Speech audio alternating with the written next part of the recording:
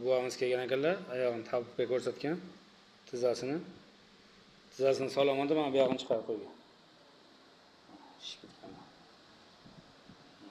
Mana mashani to'g'rilab chiqdik, terib chiqdik. Endi bir tomonni yaxshi qilaman deb, bir tomonni mana chiqarib qo'yish yomon bu. Yoki doktorga borib, doktor bo'lsa qonayapti debdi. Hozir 10 kun sanitariyaga yotib kelganlar.